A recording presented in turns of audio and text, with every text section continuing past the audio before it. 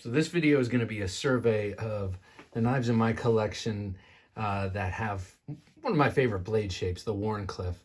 And so I'm just going to go, these are just folders, and I'm going to try and go smallest to largest, or something approximating that. First we have the Cold Steel Kiradashi. This is a great and very useful knife. Love this knife. All right, I'm going to say that about every knife. I'm going to say, oh, I love this. It's a great knife. So I'm going to try to resist that temptation. Here's the Finch Runtly. I won this. I was the last person to get this in the pass around group, and I won the drawing for it. And I love this little knife.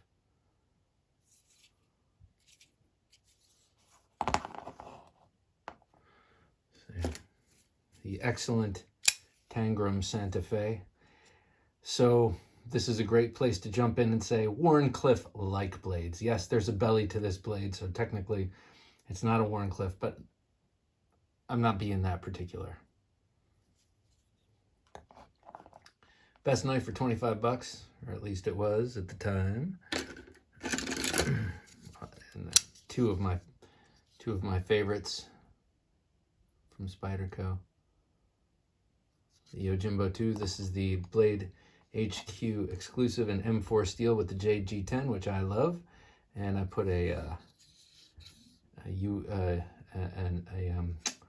whatchamacallit, MXG gear clip on it. And I have another one. This is the 20 CV with carbon fiber. This was someone else's exclusive, and I got it with the special reverse Tanto tip. See that? It's a very special tip grind that you have to give yourself when you drop it on your kitchen floor. So actually there's a little sub edge there, and it's very, very sharp.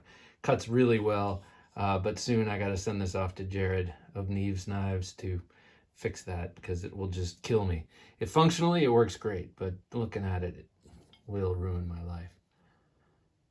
So there is another MXG gear clip. And by the way, I exaggerate. Okay, let's see. Oh, this was a gift from my good friend Stu. Knife designed by our friends, the Todd brothers. This is a Todd knife and tool knife. This is the Malware. This was their first production knife, I think. And this is a Bestech. Boy, Bestech knows how to make a knife. Okay. Which shall be next? Oh, this is awesome. From Nitch Designs. This is one of Nick's prototypes for the Ingress, and I was so honored when he gave this to me. He sent me 3 prototypes, prototypes that went around to a lot of people to check out. And having seen some of my videos and watched Thursday Night Knives, he knew what kind of knives I was into, and he figured that this second prototype would be up my alley, and he was correct. This is a great knife. And I'm looking forward to seeing the other things he designs. I know he's working right now on a gentleman's folder design. So yeah, keep your eye out for Nitch Designs. There's his maker's mark. There's the P for prototype. And I love the milling and the cool sort of Sebenza-esque double stage folded clip. This is great, and I think it was made by Wee Knives, this prototype. Feels like a Wee knife. What's next? Oh, yes. Bastinelli Creations. This is the compact Dragotac. Compact at 3.5 inches. Never before was a more ergonomic knife produced. This thing is really quite comfy in the hand. And believe it or not, it does work in a variety of grips. Actually, that edge in grip, it does not work very well in. So a variety of grips, meaning Filipino, saber, and reverse grip, for me anyway. Beautiful knife. And I have the big Dragotac. So this is I'll put this up here. How big is this? 4.5 inch blade. And on this one, you can do all sorts of kind of cold steel large knife things. You can come all the way up here. You can come back here in a saber grip. You can come back here in a saber grip. You know, you got a lot of room to work. You can go there. You can go there. I'm not sure why you would want to go there, because slashing in reverse grip, which is kind of a non-starter in a lot of ways. And I don't know. You might want a little more support of the handle there, but these are all like hypotheticals, of course. I'm going to put this down kind of just on top. You know what this looks like. What else do I have? A couple more. Oh, one of the best ever. The Seax by Emerson Knives. Love this knife. This one I did have sharpened by Jared Neve, and he fixed the tip on this one too. I dropped this one, and he took this 154 cm. I think this may have been the first chisel ground edge he sharpened, and I remember him commenting how amazingly sharp you can get a chisel ground edge, and boy, you can. Look at that. Look at that. Beautiful knife. Okay, three more. The ZT0555 by Gustav Cicchini, designed by, this is a Wharncliffe.